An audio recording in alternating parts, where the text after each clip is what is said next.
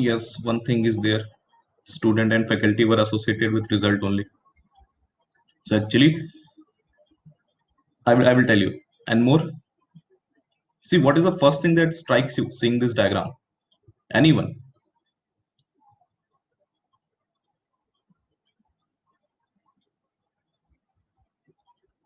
When you see this diagram for the very first time, what is the first thing that strikes you? It's complicated. Yes, what I told you in the use case diagram in the very first class, a use case diagram has to be simple. This diagram looks very complicated in the first step itself. The user will, if he will show this diagram to your client, he will take all his money and he will just run away कि बेटा तुमसे ना हो पाएगा. अगर diagram ही इतना complicated you are trying to make, what software you will design, right? So the very first thing that comes here, automatically your 3 to 4 marks are deducted out of 10 marks seeing complicated diagram like this. I have told you in the very first class, a use case diagram, complicated diagrams we will make. We will start reading the class diagrams, you will see the complications.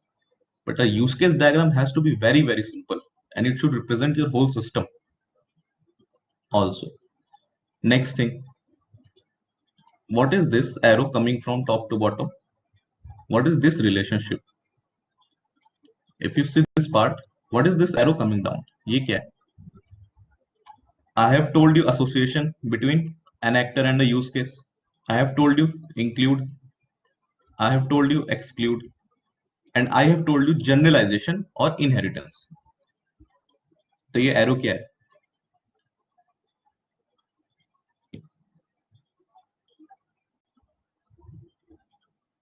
Tell me what is this arrow?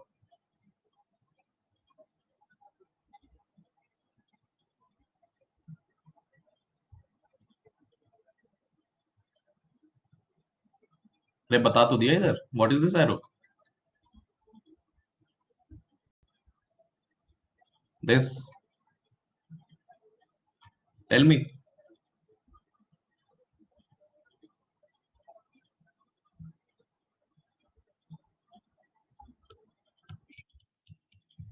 Inheritance, right?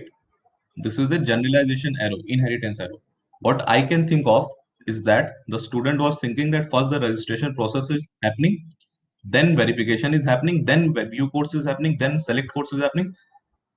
I think this is the mentality behind showing this arrow. But this is wrong, right? You cannot connect use cases with this. This is showing that this is your parent class. If there is inheritance between two use cases, you are showing with the help of this arrow. ऐसे बताया ना generalization. This is one arrow, and suppose there are two use cases below this. So what does this mean? That this use case is having two types like this. This is the parent class, and these two are the base class. This is what I have told you. So based on that, if you see this diagram, this final circle, report of registered students, this will be your parent class. This will be the child class of this parent class. Then this will be the parent class for this child class, and so on and so forth. This is what is represented by this arrow in this diagram. It doesn't matter what you initially thought that these arrows are representing, but an arrow is a generalization part which you are showing. There is another arrow which is directly association. Association is this between an actor and a use case. This is your association. But you can also show a directed association between an actor and a use case. What is the difference between this directed association and this association? This second association is showing that either, see, that is why I haven't told you these two differences explicitly, because in use case diagrams these differences doesn't matter. Why? Because this association, this single line without any arrow, this means that either the user can initiate the process or the use case can initiate the process. Means data can flow either in this direction or data can flow in this direction. Both are possible. And this directed association tells that data will flow only in this direction. So why in the use case diagram it doesn't matter, and they are of less important, and we only generally prefer this association without any arrow. Why?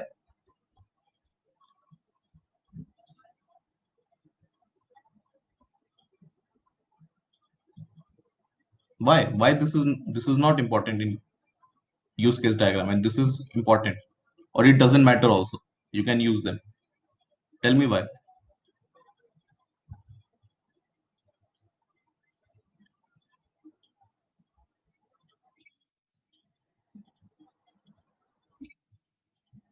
Yes, because if the data is flowing in both the direction, that is useless with regard to use case diagram, because this use case cannot initiate on itself. To initiate a use case, you need an actor in a use case diagram. So that is why it doesn't matter you are showing directed association or you are showing normal association in use case diagram, because in a use case diagram only the actor can initiate a process. A process cannot initiate itself. Either you need actors, primary actors, or maybe in sometimes secondary actors can also initiate, but especially if that secondary actor is suppose a timer and you are monitoring a system, then you can say in some cases, but generally no. You need an actor and that to a primary actor to initiate any process. So this direction is useless. Got it? So there was no need to show these arrows. No need to show these arrows. If you have shown that student is associating with register, a student is associating with verification, student is associating with view codes, it means that the student will do everything. But what I told in use case diagram, you don't have to show the sequence. Generally, you keep the sequence in a logical order, like first use case login, second use case he will do next, but you don't show a link between them, because then that link on paper will be differentiated like this. You are performing inheritance, though you wanted to try that, okay, after this first use case, this second use case is coming. Your intention was this only. It's fine. But this is not how it works in use case diagram. If you are showing any arrow of this kind, it will be treated as inheritance only. So you need not show these arrows to show the process. You can directly make one use case here, second use case here without any connection between them. It is fine.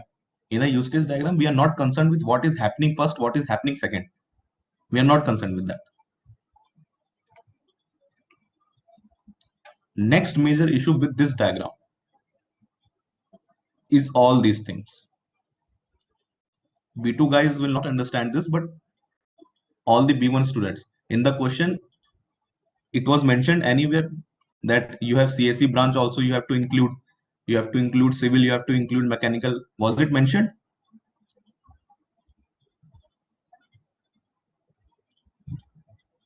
It was not mentioned, right? So unnecessarily it is making your diagram complicated. What I've told you, you can include something extra apart from the question, but only if that thing is first not complicating your system, your system is looking clean, and second thing, it is giving you some extra information. But here, just read this thing. A student is viewing a course. वो एक course देख रहा है. अब whenever he is viewing a course, okay, अब उसने registration कर दिया. Now he is viewing a course. Suppose he registered for CSE department in the first step itself. Then if he is viewing the course, you are showing him civil department also, you are showing him mechanical department also. What is the need? No need. If he has registered for CSE department, he will view only CSE department course. So at most you could have included this, और वो भी जरूरत नहीं थी वैसे. Make your use cases very, very simple, and don't make unnecessary includes and extends also. Okay. So these were some of the things that are common mistakes. Technical mistake is there, for example, that we will discuss later. For example, this result, because B2 students don't know this question, so I'm not going into very technical details right now, but these are some very basic details. Technical details तो फिर भी एक बार के लिए ignore करके faculty will give you marks, no issues. ठीक है? If you have tried this much, you will get some marks. And see, don't think that you are making this thing in your lab only. Exam में भी यही सब आना है. These all questions are for 10 and 20 marks each. एक class diagram का question would be of 20 marks in your end semester, and ये आने ही है. इसमें कोई ऐसा है ही नहीं कि ये नहीं आना है. You will get a use case diagram question, you will get a class diagram question, you will get activity diagram question, सब आना है. Okay, so don't think that this is just your lab syllabus, this is your theory syllabus also which you are doing. And in theory on paper you have to draw this diagram. So what bare minimum you have to do is, firstly, make it very simpler so that it can be easily understood. Don't add unnecessary details if it is not mentioned in the question. Okay, and just keep 4 relationships in mind which I have told you. उसी पे सारे बन जाएंगे diagram use case. You don't need anything extra because there are other relationships also. For example, there is a relationship. Suppose this is one use case. So there is a relationship known as dependency. If you see in your star UML, ऐसे dotted dotted एक line गई होगी, and there would be a arrow. Include अलग है. Include के लिए it is explicitly mentioned in star UML that this is include, this is exclude. एक अलग से line होती है ऐसी. It looks like this dependency line, but that is not needed. Okay. In use case diagram, all these things are needed in the class diagram which we are going to see. वहां पे relationships बढ़ जाएंगे अभी हमारे, तो वहां पे complications भी बढ़ जाएंगे. But the class diagram is the very first step. You have to be very specific and simple about it. जितना simple से simple हो सके. Got it? Any doubts in this? बाकी यहाँ पे थोड़ी टेक्निकल इश्यूज भी हैं. For example this result, it was mention that student will also see the result and faculty will also see the result. So it doesn't mean that faculty has to like this. See this. This dotted line is going here. This is neither include nor it is extend. So this is a dependency relationship according to star UML or according to UML. This is a dependency relationship. So I'm not sure whether intentionally the student has mentioned this or he forgot to add include here. But whatever it is, it was not needed because in the question, 2 use cases were given. One, the faculty has to prepare the grade sheet. This was one point. And another point was student and faculty both can view the result. B2 students, don't worry, you will do this in tomorrow's lab. And second case was student and faculty both can view the result. So this prepare grade sheet is a different one that you are connected with faculty here. But this is not related to seeing result, right? You will connect seeing result with student and faculty both like this. So these things will come with practice. They are not important. Important was this. First, don't make it very complex. Don't add unnecessary use cases, and don't add any relationships randomly. ऐसे कुछ भी relationship नहीं बनाने. Got it? Any doubts? Anyone?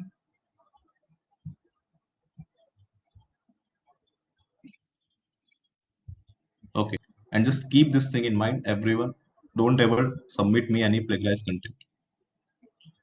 You do it honestly, whatever you can think of. I will give you marks, no issues.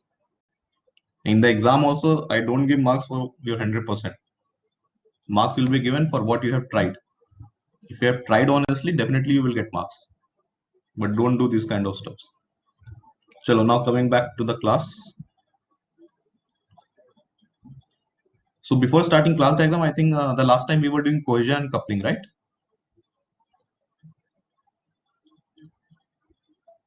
Was it finished, cohesion and coupling?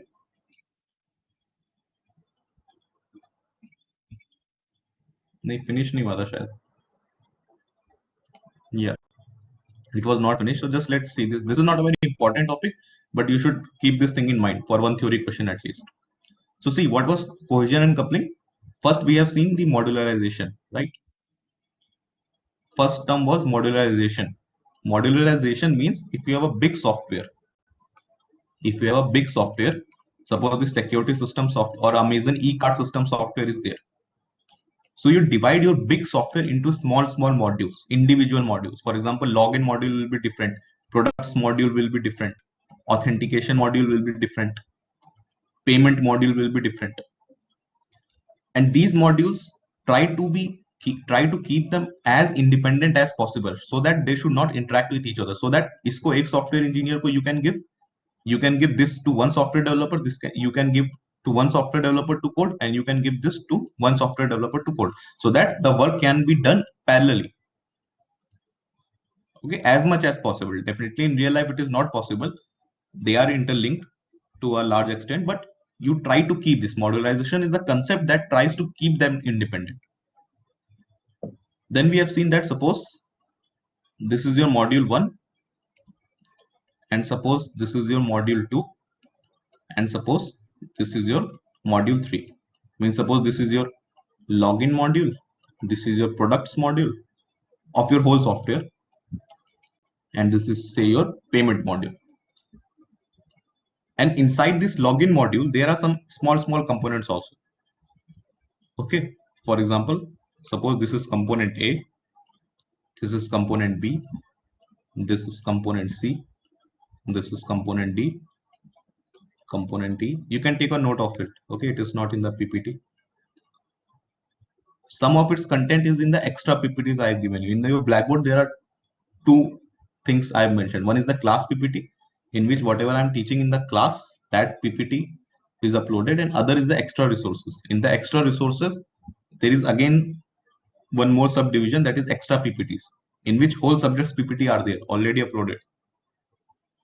So in that, in the introduction part, in the last 2 or 3 slides, something is given regarding this cohesion and coupling. Okay, but still, whatever I'm teaching you, just take a note of that. Even if you write this will also work. Okay, so I've divided my whole software into 3 small components.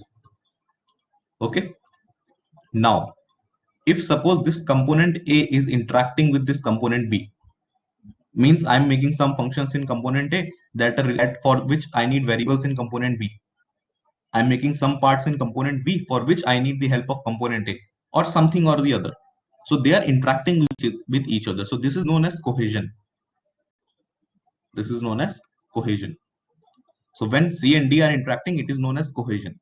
So intra-module communication. Intra-module means inside the module. If components are communicating or interacting with each other, that will be known as cohesion. And if these modules are communicating, module 1 and module 2 are talking to each other, they are sharing the data, they are sharing the functions, they are sharing their developers. If they are sharing the resources or they are communicating with each other, it will be known as coupling. And what is the basic concept of modularization? What we need more, cohesion or coupling?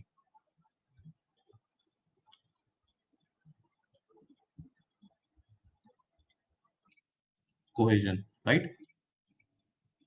So the basic concept behind modularization is that itself, that you have to divide your software modules into, you have to divide your whole software into different modules so that the modules are as much independent as possible. Means we want to avoid this connection as much as possible. So the basic concept behind cohesion and coupling and this modularization is that we have to increase cohesion. Cohesion is like, this is your family. This is your family. This module 1 is your family and this module 2 is your neighbor. So it is possible that you don't talk to your neighbor. It's fine. Don't talk to your neighbor. But inside the family, there should be cohesion between the family members. So we have to, for any software, this is a generalized concept. Okay, a theoretical concept definitely, but it is a generalized concept that we have to increase cohesion for a software and we have to decrease coupling for a software as much as possible. This is the ideal case. Now there are a few types of cohesion and coupling also. Just take a note of with me. First, let's talk about cohesion. What are the types of cohesion? How can different components interact with each other inside a module? Cohesion means inside a module, components are interacting with each other. So first is functional cohesion. So functional cohesion, as the name suggests, suppose inside the module, inside the login module, there are two components.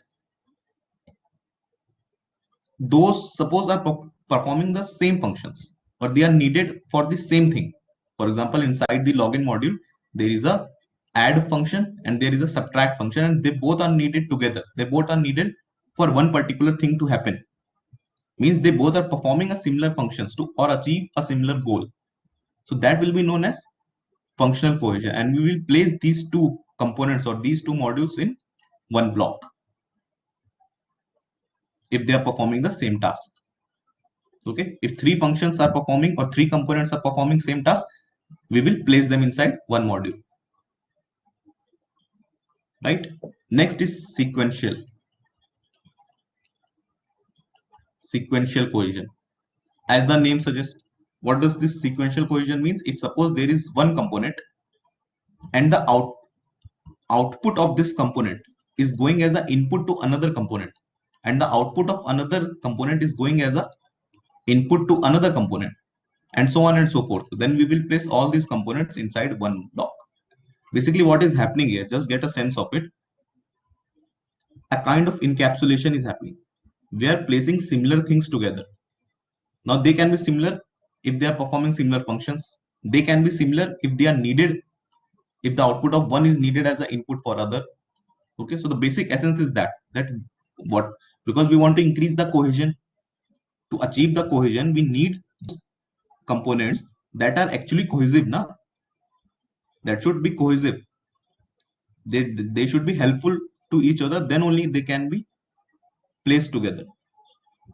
So the types are these only. Okay, for example, functional type, if the function performed by 2 or 3 modules are same, we will place them in one particular block or module. If the sequential means the output of one component is the input to other component, then they are placed in one module. Third can be communicational.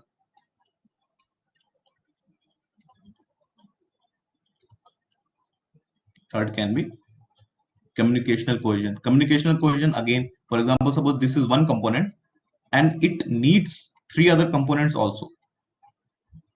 Simply put, inheritance. Okay, or not always inheritance, but if this is one component and it is using 3 other components to fulfill its goal, then we will place all of them in one module.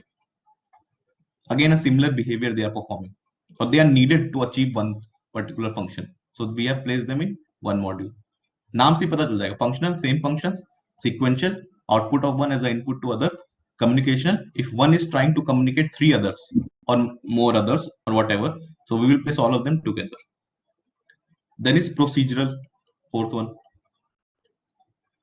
These things you have to write. Okay, that is why I'm telling you the name.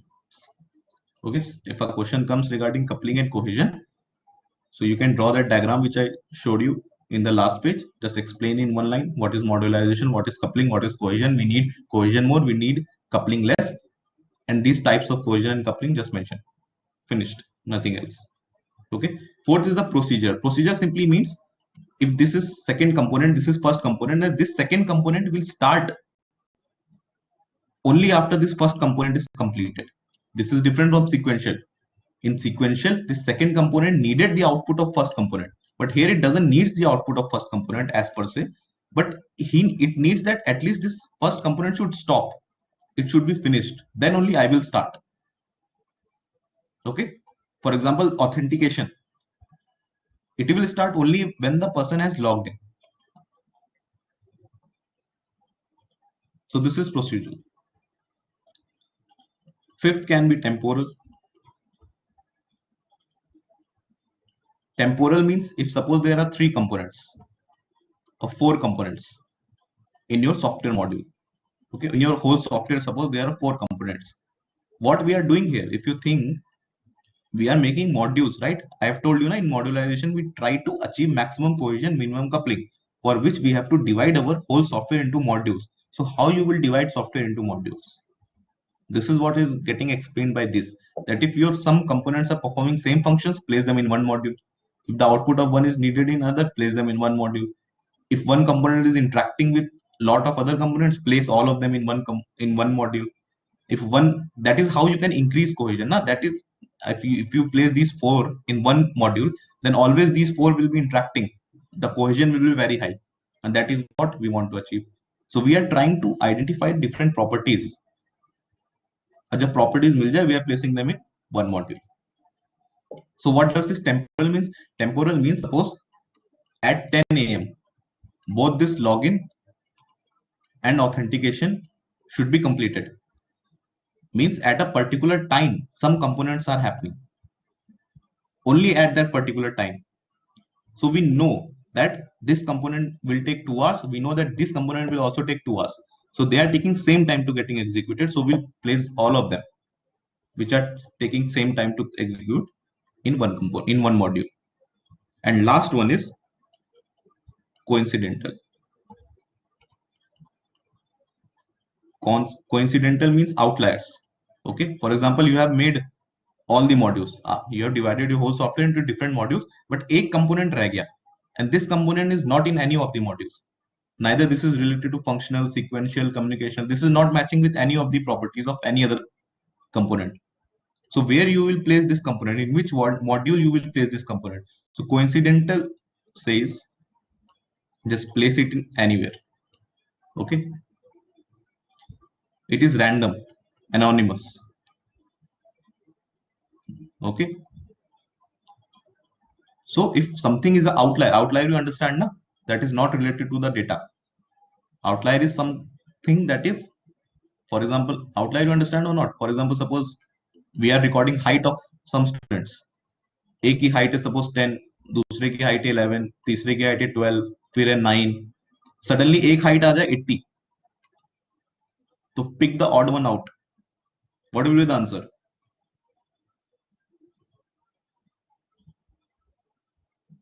What will be the answer? 80, right? So 80 is the outlier.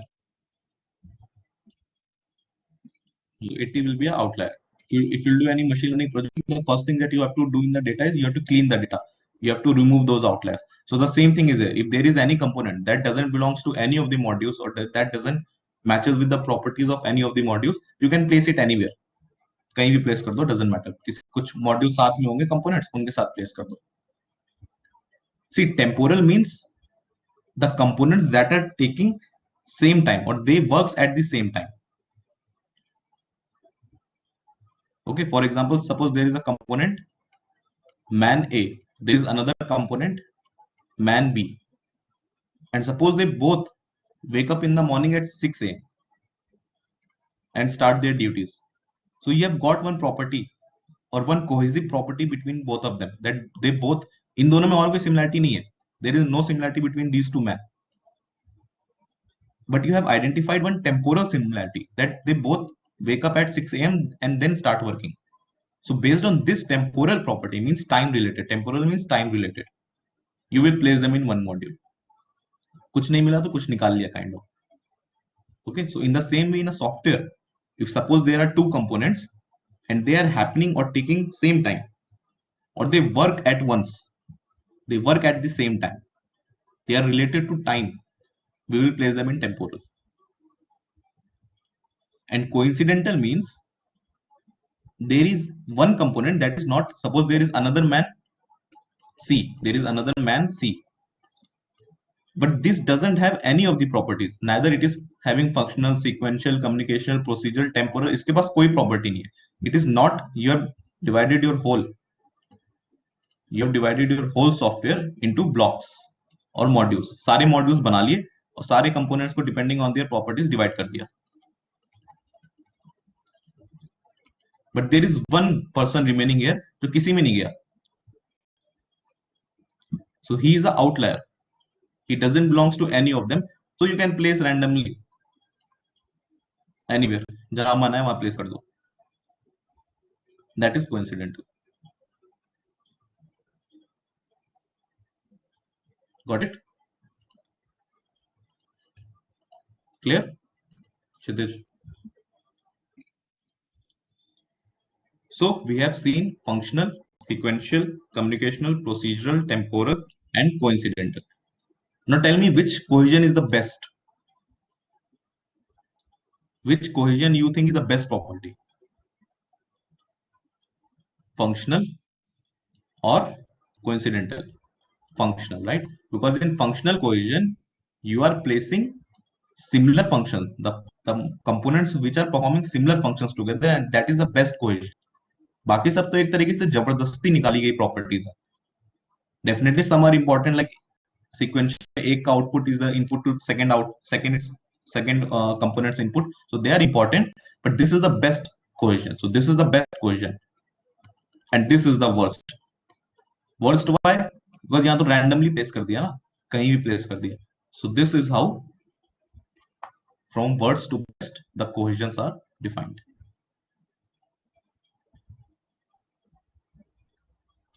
Got it? Clear?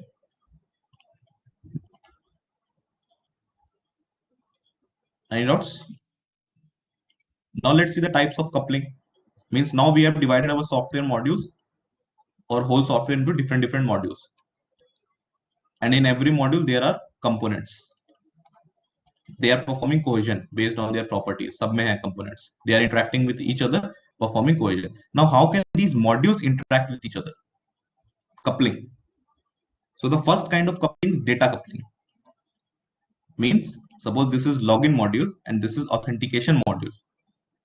So authentication module suppose needs the data from login module. So that will be known as data coupling. Means module are interacting to share data between each other. Data share हो रहे हैं modules के बीच में. Data is getting shared. Second is stamp coupling. Stamp coupling means now we are not sharing this authentication module and login module are not sharing data between each other. They are sharing the data structures between each other. Means suppose in the login module, you have used hash table to make a dictionary. So in the data module or data coupling, whatever is present inside the hash table, whatever are the components of the dictionary, exact data will be shared between authentication and login. But in the stamp coupling, login module will only tell the authentication module that, okay, I'm making a dictionary for which I'm using a hash table. That's it. It will not tell what is inside the hash table. So that is stamp coupling. Another one is control coupling. Control coupling means you want to have some control over the programs. And how you have control over normal programming languages, you set up flags. If you want to control the flow of your programs, if you want to check something, you make flags. Flags you understand na in a programming language. बल्कि micro पर भी पढ़ोगे तो उसमें भी flags you will set up. Okay. So control means flags, that milestone points. Only those flags will be shared between the modules, nothing else. Then is a common coupling. So as the name suggests, common coupling means whatever suppose global data types, global data variables you have. Okay, global data variables means which can be used by all the functions inside your program. So those global data variables, not local, which are local to login, that will not be shared. Whatever global variables are there in the login module, only those variables will be shared or global data will be shared, whatever is global. And last is the context coupling. Context coupling means if suppose this is module C and this is module D. Okay. And if suppose I change module C, I change something in module C, and that change is reflected in module D also. Module D gets also changed. So that kind of coupling is known as context coupling. Means if I'm changing the context of one module, the context of other module is getting changed because of some internal data sharing, internal connection, something. But if I'm changing this, this is getting changed. Now, what do you think? Which is the best coupling and which is the worst coupling?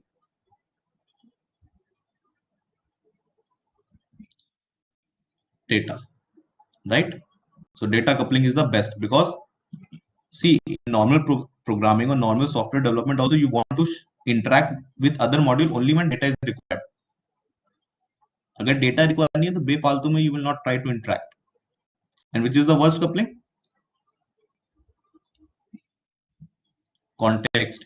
Because if you change this module and this module is getting changed, the whole fundamental property of modularization that says that you have to be make independent modules, that is getting failed.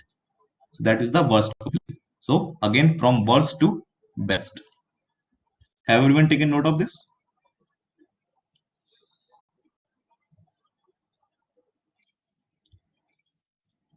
Okay. So this was all about cohesion and coupling. Just a small topic. If it comes sometimes in your mid-sem, you can write. Okay, lot of information is there. Fine.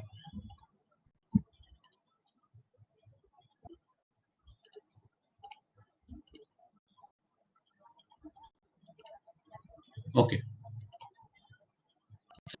We have seen this use case diagram. Okay, this was a behavioral diagram, but we have seen in the very starting because this use case diagram gives you the first impression of your whole project.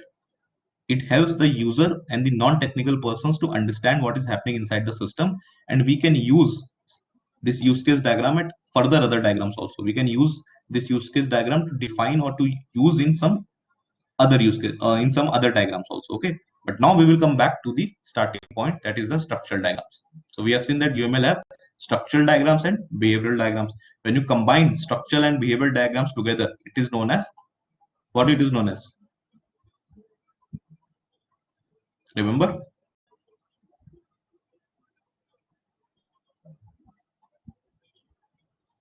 As a 3 arrow बना के दिखाया था ना बहुत पहले। अरे यार यूपी नहीं, it is known as architecture, architectural diagrams. Okay, if you combine the static parts of your system, that is structural diagrams, and you combine the behavioral elements or the dynamic part of your system, then the whole architecture will be created. Okay, so combining structural diagrams and behavioral diagrams will give you architectural diagrams. Now we are starting with the structural diagrams, and first with the class diagrams. So what we have to see, we have to read class diagrams, then we have to read object diagrams, then we will see package diagrams, then we component diagrams and deployment diagrams are your last module, final fifth module. So these two we will see at last. We will see class diagrams, object diagrams, and package diagrams. These two are not important. Got it? So now we will start with the class diagram first. So see, firstly, why you need class diagram? If अगर use case diagram बना ही दिया था, then why in the second step you need class diagrams? Think and tell me. What do you think? We need class diagrams now. Class is your same. The classes you use in your coding part. So whatever are the benefits of a class, the same are the benefits of a class diagram also. So what do you think?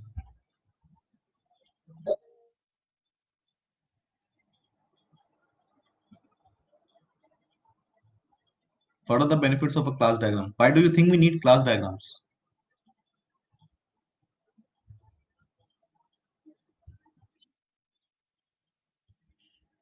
किसके लिए सबसे ज्यादा useful है class diagrams? In your software development process, for which stakeholder this is going to be most useful? Yes, right, Shitish. So for which stakeholder this is the most important? This diagram is going to be most important. Is it going to be most important for the client who has given the project?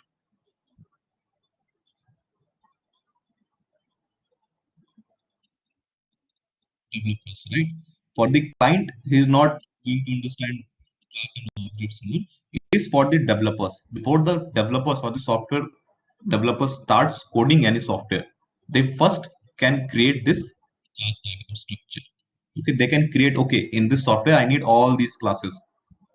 I need these relationships between my classes. I need this kind of inheritance. I need this association. I need aggregation. I need composition. These all are relationships here. We will see that. So to create this class diagram or to create this software, I need these classes, these objects, these relationships between them. So everything will be drawn diagrammatically. Okay, everything will be drawn diagrammatically. So that before the software developer starts writing the code, even this can be converted to a Java source code also. But suppose seeing this, the software wants to, the developer wants to write a code, he can do it very easily. If on paper you have designed, this is like you are making the exact timetable. Like I'm going to read this thing in this many hours and I'll use these books. So everything, the architecture, basically, if I use the exact word, this actually tells you the exact architecture. What architecture we are going to create for our whole software. The use case diagram was not telling us the architecture. It was just telling us the abstract behavior of the system. ऊपर ऊपर से बता रहा था बस. Now we will see what exact classes we need, how the classes are interacting, how many objects are there, what are the relationships between different classes. All those stuffs we will see in class diagrams. Okay, so you can use this word also. The classifiers in a system. Classifier means something which is separating or classifying different. Suppose this is my machine learning वाला classifier समझ लो. Okay, एक input दिया testing data and it is classifying it in say either dog or cat. You have given one picture to this classifier and this classifier will either put this in the dog or in the cat category. It classifies them. So this class diagrams, the basic purpose of class diagrams is to classify the overall architecture of a system. What architecture, what exact things you are going to use in the system. Got it? Now tell me, what is a class?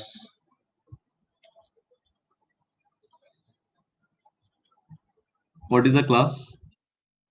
अरे यहाँ पे नहीं, वैसे what is a class? Class से क्या समझते हो? अरे यूएमएल भूल जाओ, क्लास से क्या समझते हो? What is a class? Yes, describe a group of objects. What group of objects? Objects having similar properties. Okay, for example, suppose I have a lion, tiger, panda, okay, all these birds, tortoise, okay, rhino, all these animals I have in my zoo, these different kind of animals. So these are objects which have the same property. What is the property? That they are animals. For example, you can have a class known as car, and it can have different objects. For example, Maruti, Hyundai, BMW. So these are objects, means instances of class. ये होता कैसे real life में? You are making a class. Class is a dynamic thing. It is continuously happening, continuously interacting. Okay, suppose the class is this system. This is going. This is class. Say this line is class. And if I take a screenshot of this part, that will be a object. Okay, one particular instance in my whole movie. This is a movie that is playing. That is a class. If I take one particular instance or one particular screenshot of that thing, that will be an object. For example, this animal is my class. This is a huge kingdom. Anything is possible. But if I pause this kingdom, if I pause this at once and some loin came up, then this loin is the instance or loin is the object. Got it?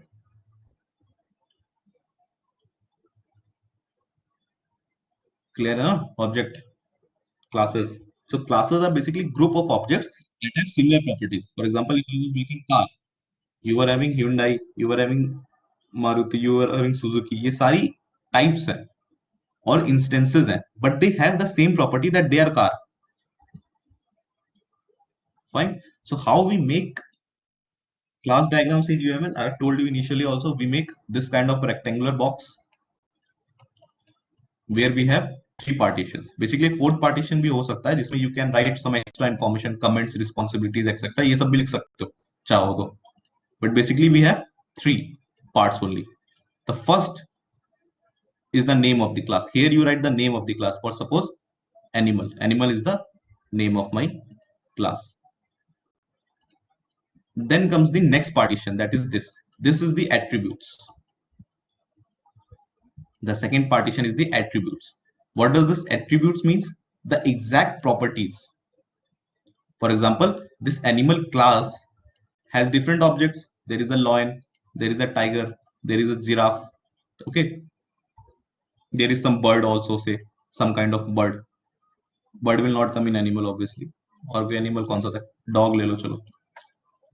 Okay, so this is my animal class which has three objects, suppose lion, tiger, and dog. Now attributes, this second row tells what are the properties. We have divided animal class into these three objects based on certain properties, na? So what are their properties? They are known as attributes, which are defining your objects.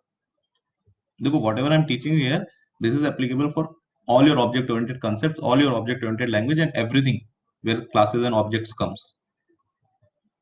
Okay, even for your interviews, then we have talked about inheritance, encapsulation, polymorphism, etc. Now the next important thing regarding a OOPS language is the class and objects. So you read that, your OOPS concept will be covered automatically, right? So first is the class name, then comes the attributes. Attributes means on what basis you have divided your objects, on what basis you have collected these objects and put them together. For example, suppose this is my tortoise. Its name is something, its ID is something, its age is something. So this name, ID and age are my attributes. Attributes का meaning properties होता है, right? Attributes का literal meaning English में is properties. So what are the properties of all your objects? There will be another object, say lion. उसका कुछ और नाम होगा, शेरा. उसकी कुछ और ID होगी. He will have different ID. He will have different age. Okay, so means every object, either it is a tortoise or it is a lion or it is a tiger, everyone is having at least these three attributes: name, ID, and age. You can add more, you can subtract more, it's up to you. Okay, but at least they have these three attributes or three properties.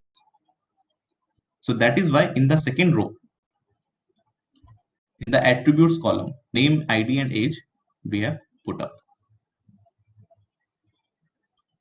Any doubts regarding attributes? So for suppose you are drawing a class, say student, you are making a class student. So in the first name, you will write student. Then in the second row, that is the attribute row, what you can write? Tell me some attributes of the students. What you will write?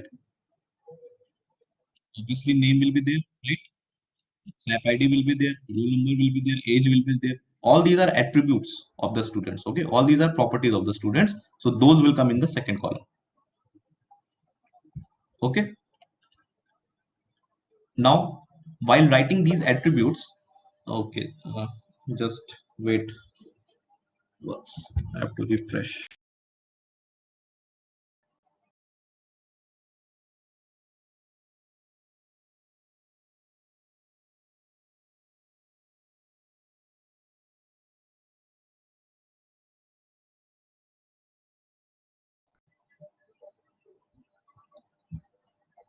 Yeah, I'm audible.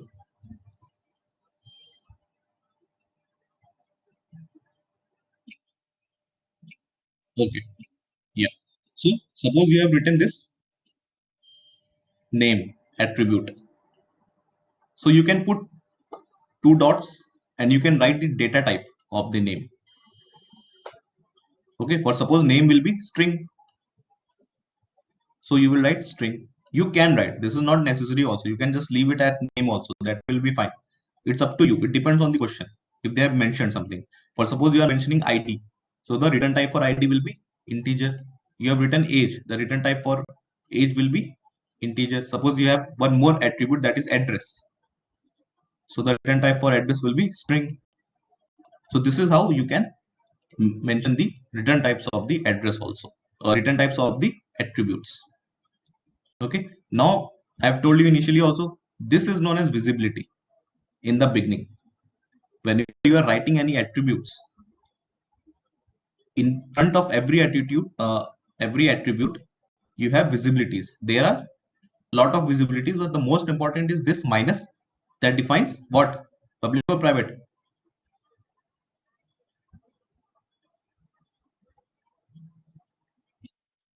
Private, right? Minus means private. So what does private means? Suppose this is my class A, and suppose I made another class here, class B. So private means this class B cannot access this name, ID, and age from class A. That is what is meant by private. Another one is public.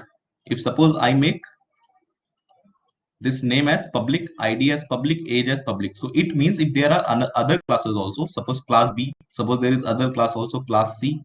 So all these classes, any number of classes present in your package or outside the package also. Package you understand ना? First there is package. In Java जब भी programming करते होगे, start करते होगे, you create packages. एक package के अंदर बहुत सारी classes होती हैं, right? Protected. You understand protected private or not? I should tell you in detail again then once. Any confusion you have? Anyhow, I will be telling you. But you understand what is meant by a package?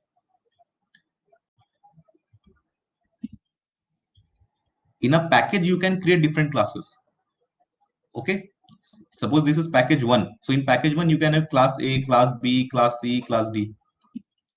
And this is suppose package two. So in package two, you can have different classes, class E, class F. So if something is private, suppose it's class A में, in this class A, this name, ID and age are private. So इसका मतलब है इस package के अंदर और दूसरे package के अंदर, in both of these packages, none of the classes can access these members. ये क्लास बी भी एक्सेस नहीं कर पाएगा क्लास ए के members if they are private. Public means if suppose these name, ID and age are public plus, it means these classes of this package 1 can also access them and package 2 classes can also access them. Public means it is public for everyone.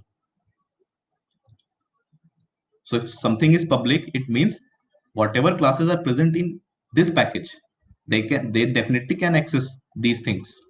But whatever classes are present outside this package also, they can also access these. Okay. Next is protected. Now I think some of you might be having difficulty with protected. Okay. So what is this protected? If I put hash in front of this, if I put hash in front of this, this means that these members have become protected now. Tell me what you mean by protected right now. I will tell you, but tell me. Any idea?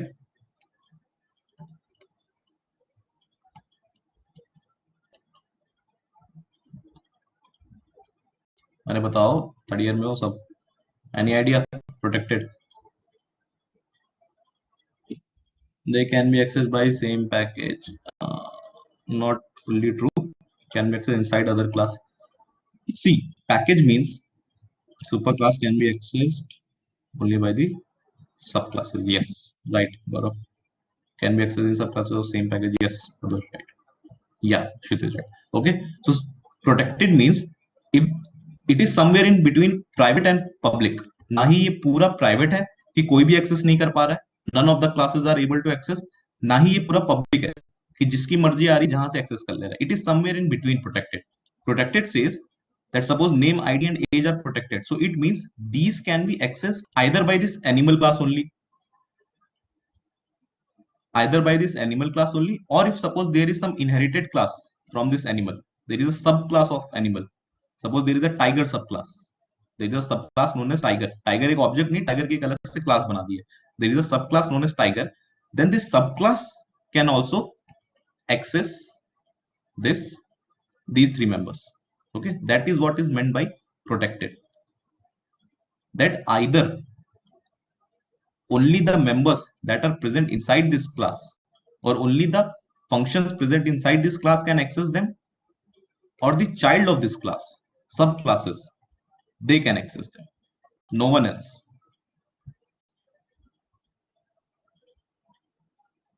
Clear? So that can be represented with hash.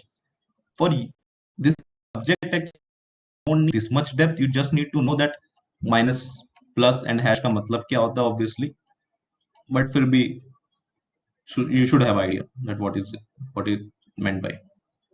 Got it? So these are the access specifiers. Okay, this is how abstraction is done. Abstraction का मतलब क्या होता है उस concept में? To showing only the important features of something. So how can you show only the important features using these access specifiers?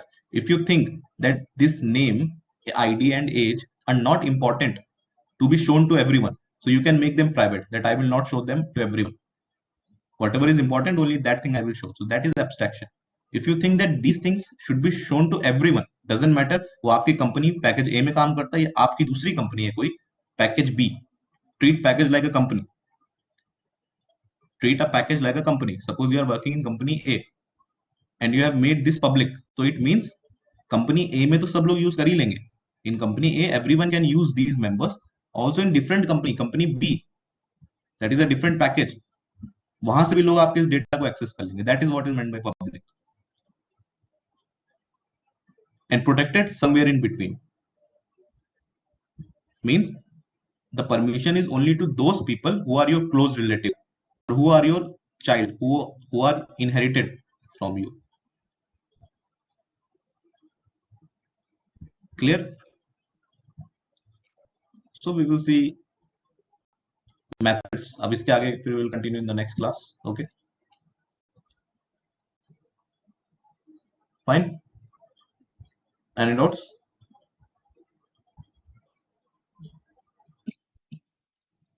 Okay, and your attendance is automatically getting updated on SAP portal. So I think right now there is some issues with there.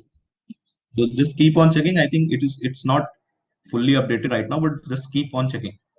And if there are any discrepancies, just tell your CR. He will inform me.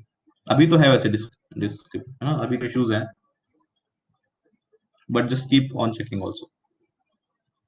And maintain 75% attendance. Okay, because everything is happening in the background. Your attendance is automatically uploaded on the SAP portal. That will automatically get uploaded on the SRE portal, and then they will release your admit card. So don't just, because I will not be able to help at last. Okay, if your attendance is below that. Chalo, fine. We will meet in the next class. Thank you.